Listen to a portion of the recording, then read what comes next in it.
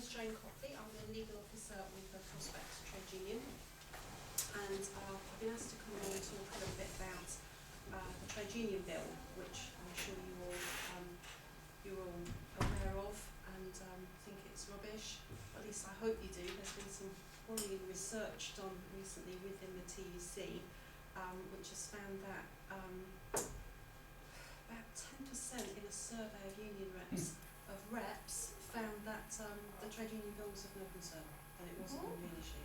That is a worry for me, as a trade unionist more generally, because somehow the message isn't computing to people how serious this is. I think before I talk about the Trade Union Bill, I mean I could rattle on about the bill all night and about how rubbish it is and really get on my platform over it, but I'm not going to do that. I mean, it's moving so quickly. I've just been on leave for a week and realised that I've had 2 alerts to say that there have been 2 quite major developments even within the space of a week. So it is moving pretty fast. But I thought before I did that, I'll just have a look at some of the grisly things that are going on within the labour market and the workplace at the moment, and just have a brief look at the state of workers' rights in 2016 before we look at the Trade Union Bill and what sort of impact it can have. And I'm thinking really that the main bullet points, I think it's become very much easier and cheaper to dismiss workers, which I'm sure you're all feeling the effects of in your workplaces and with colleague reps that are representing people who are in potential dismissal situations, reduced statutory protection, and also loss of access to justice because of tribunal fees, which has been a really instrumental factor in what is looking like something like a 70% decline in the number of cases that applications to tribunal, which really gives you a flavour of how detrimental some of these changes have been. They can start to trickle through since the very aptly named ERA, Enterprise and Regulatory Reform Act of 2013, which kick-started some of these more grisly developments. So some of those employment law changes that have come out of that legislation, we've now got ET fees. I don't know how much you've looked into this, but the sort of bog standard application to a tribunal is now £250 just to lodge a claim, and then a further £950 to actually proceed to the full hearing. And that's without all the unseen costs of instructing counsel and transport and the practical realities of actually conducting litigation. So it is very, very costly for people who potentially already lost their jobs. They're in a very vulnerable position. So that automatically debars people from accessing justice. The increase on fair dismissal qualifying period, I think it's quite worrying as well, that you have to be employed for a minimum period of 2 years before you're eligible to have any rights to claim fair dismissal, which again opens up a lot of vulnerability. The judge now sits alone in unfair dismissal cases where there used to be a panel with a representative from the employer and the employee. That no longer is the case, and your fate very much is left to the hands of the judge, which to me is a real worry. Reduced redundancy consultation periods for down from 90 to 45 days on employers that employ over 100 workers. So there are some that sort of tightens things up in terms of reps hitting the ground running and managing that situation for workers. Erosion of 2P protection. We've seen a lot of issues around 2P, and it seems as if that's going to get worse before it gets better. There won't be anything left to get worse. I think mainly that the concern for me as a legal officer is the ability that employers have to change collective terms and conditions after a 1-year period when 2P has taken place, which really does give employers a lot of scope and discretion to start tinkering with their terms and conditions. Repeal of equality questionnaires, so that's been replaced by the ACAS questions, so but they're not legally binding, but your employer can be contacted by ACAS and asked to fill in questions about discrimination, but they don't have to comply with that, so there doesn't seem a lot of incentive. So a whole raft of options for employees, but nothing that's really watertight in terms of compliance. The right to request flexible working, I think that was really the only positive I could think of, and even then it's only the right to request it, it's not actually the right to have it granted. So we see this erosion of workers' rights, and just linking that into the Trade Union Bill, there was an attempt in 1927 to institute the Trade Union Bill, very much of this nature. The same proposals in the 2016 bill were evident in the 1927 one, and many of those proposals were rejected. So the fact that those proposals are going to be included in the 2016 legislation gives you a flavour of just how aggressive and how hostile employers and workplaces have become, especially in relation to strikes and notice periods. So what is the Trade Union Bill looking like doing? It's certainly creating higher hurdles for industrial action. I think we're all pretty clear on that. The issue of agency workers covering strikes, limiting the right to pickets and protest, the issues around check-off, although there has been some recent backtracking on that just last week, and also around restriction of facilities hire as well, and there might be a bit of clawback with that as well. But what is a real issue for unions is the greater reporting burdens. It just seems completely nonsensical that unions should have a requirement to report so much and be under so much scrutiny to employers, because there really just is no need for it. It's just creating lots more layers of administrative burden on employers, which on unions, which they could really do without. So I think when it first was mooted, the Trade Union Bill, a lot of restrictions like the issues around picketing, for example, there was a need for someone to be appointed as a supervisor, to have all their credentials on their person. If they left a picket, a designated picket area, to go to the loo or make a phone call, they had to make themselves available to be contacted by the police, and any person who may reasonably wish to do so. They needed to wear an armband, they needed to do all of these things. I think what's a worry to me is that someone's actually sat in a room and dreamt all this up. It's completely unnecessary. So I think that some of that has been clawed back is quite a good thing. So I want to have a look at some of those concessions that have been made.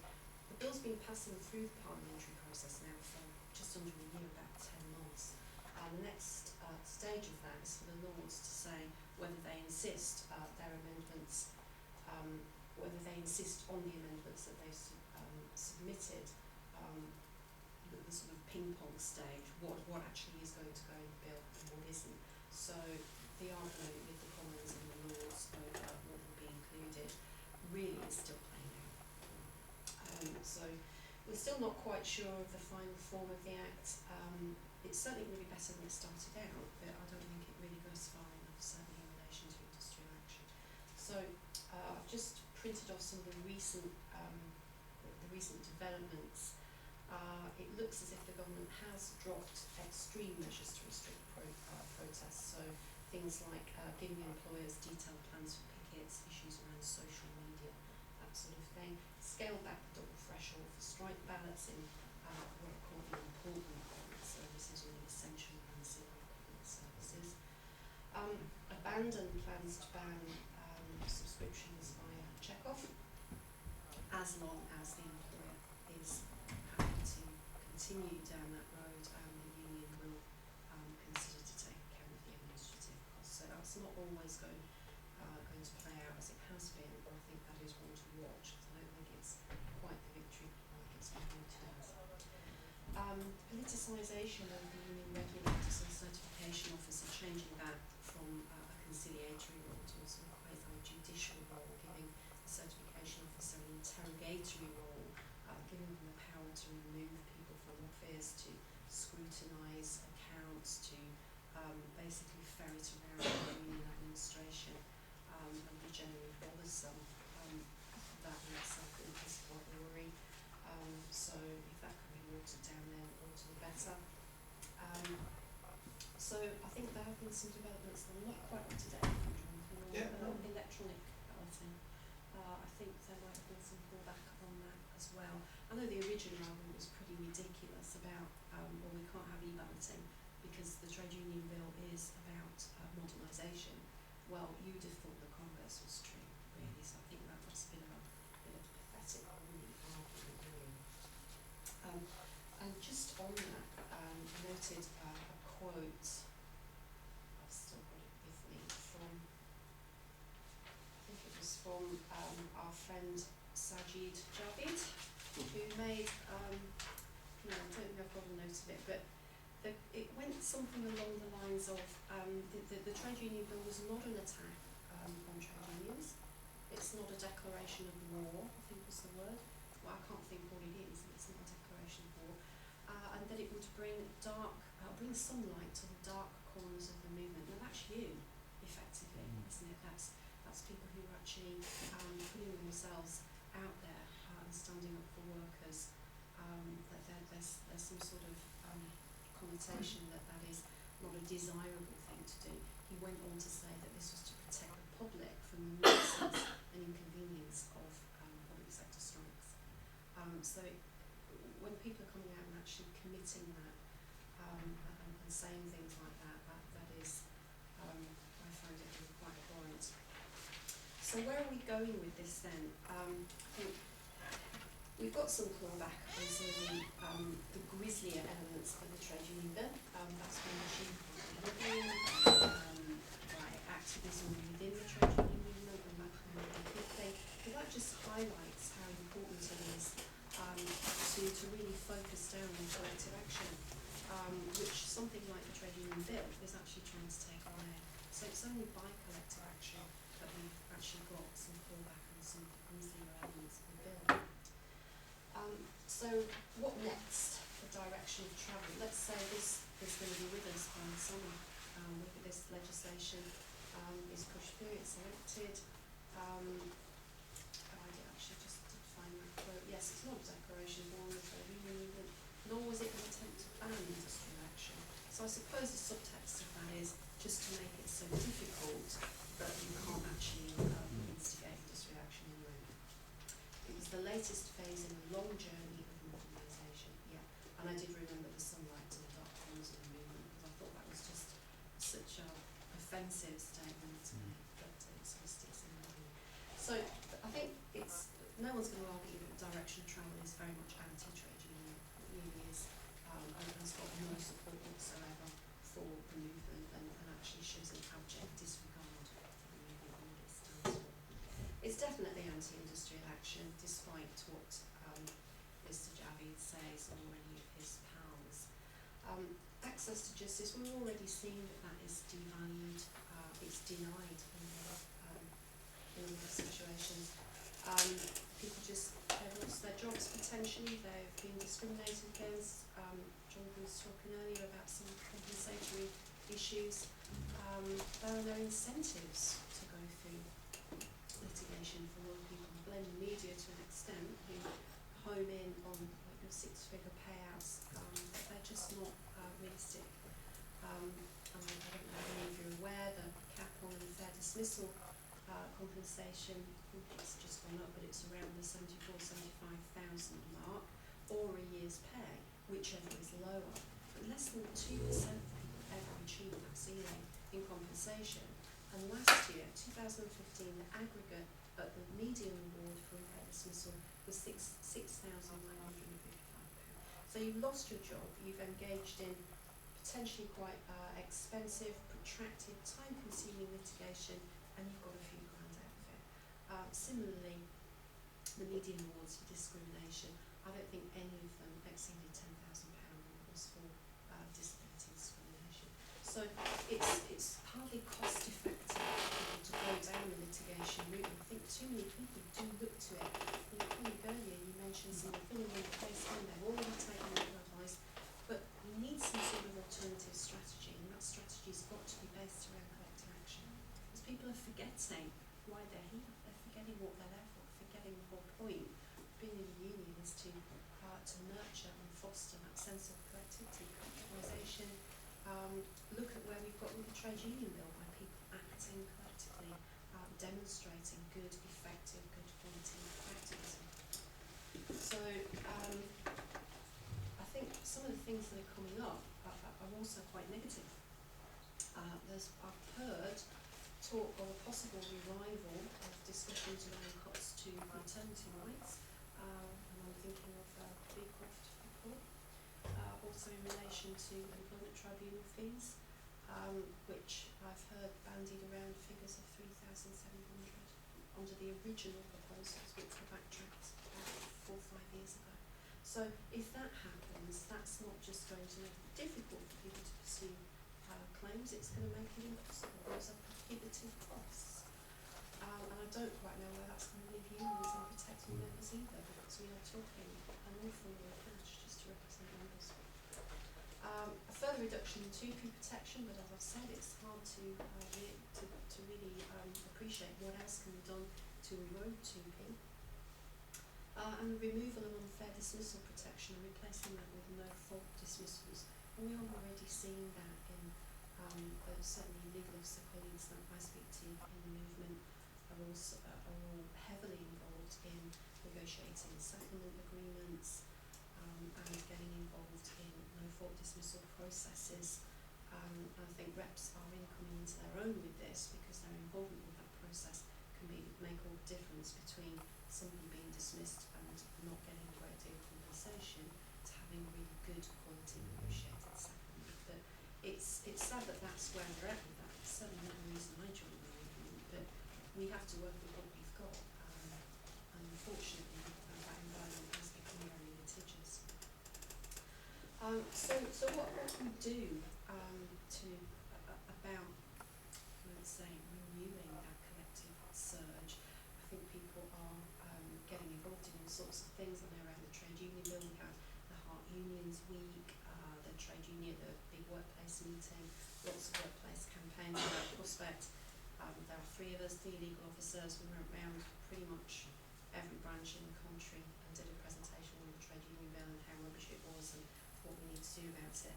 But it's quite disheartening to see that people, quite a lot of reps actually don't know what is happening in the world of, well, it's certainly in relation to the trade union bill. They don't realise what sort of detriment it's going to have. And I think it's fair to say maybe that, as with a lot of things in the trade union movement, unless people have got a direct issue with it, they're directly affected, that they don't engage with it. And I think it's really crucial that we start to look at new ways of engaging people who haven't got issues but need to promote something, but need to promote things in a new way, need to put the message out there in a new way. The trade union movement is still functioning on much fewer members than it has previously. It peaked in 1979 at 13.8 million. I think it's around just over the 6 million mark now. So that industrial element has very much changed. The labour market has changed. There's a lot more fragmentation. There's a lot more flexible working. People work in different ways. There's no job for life mentality anymore. Career trajectories are different. People stay in jobs for less time.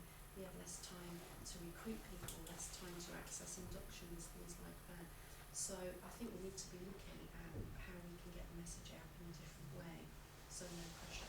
That's all to you.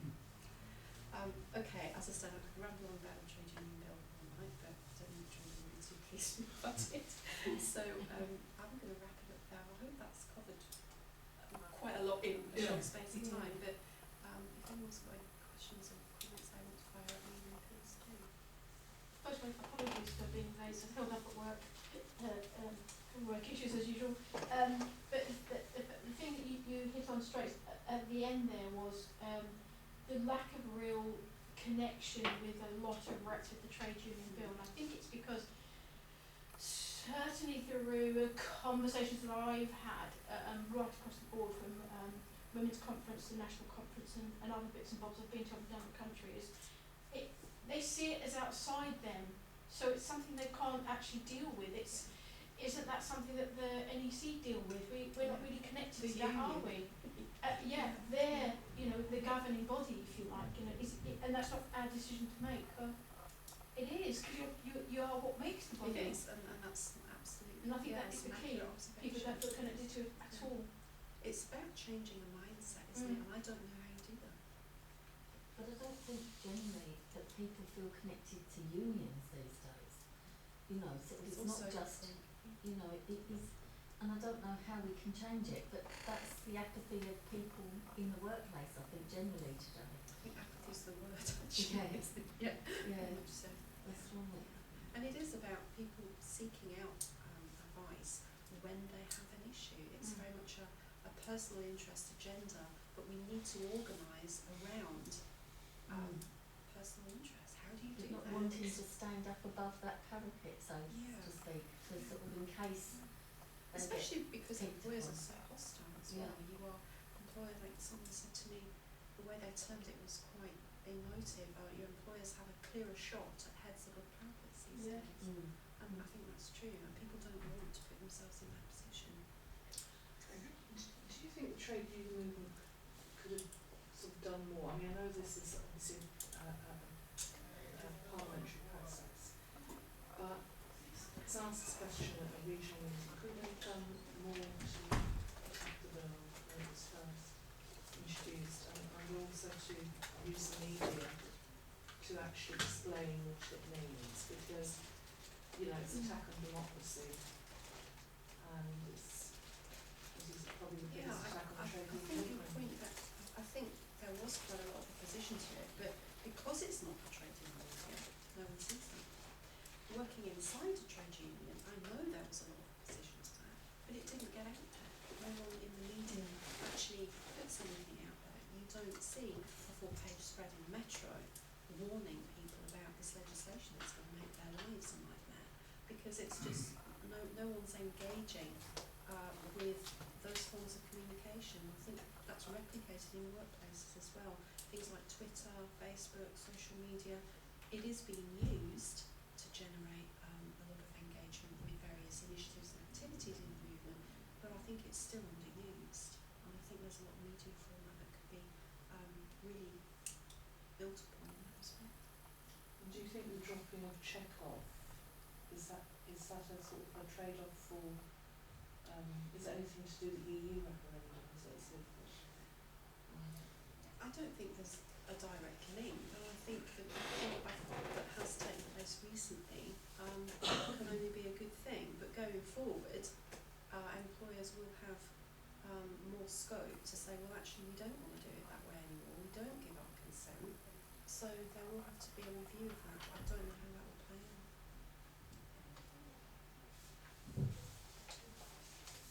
Whenever I do any presentation like this, it was very depressing. Jane, just on a couple of points. This term, because we've been to the employment tribunal, Oh, right. so we've done some of the stuff around the employment rights and some of the issues around the fair dismissal. I've been So- there all day. Eh? I've been there all day. Oh yeah. So we're at the stage where we've these 2 or 3 weeks we're looking at laws, particularly introduced during the Thatcher period, it has to be said, around laws and on how unions ought to operate. And with that, linked in with that, is the tag of the certification officer. Right. In what way do you think that role will now potentially change further? What is it that, and do you think that might happen? I mean, I think it's got a lot more potential to be used mischievously. I think it's one of the factors that's going to add another layer of administrative burden, right. where it might say, I think people's internal running of unions will come under much more scrutiny, just because it can. And I think it's just designed to be, no one can really see what purpose it's going to serve. I mean, people have auditors, they have scrutineers. What do you need another interrogatory body for within the certification officer's role? I can't see that it would add any. Right. It's almost like a, It's a nuisance. but yeah, I mean, so with Thatcher introducing, as we looked at in the first term, on the timeline, the whatever certification for the rights of trade union members, Croton, you know, as it was then, and then changed to certification officer.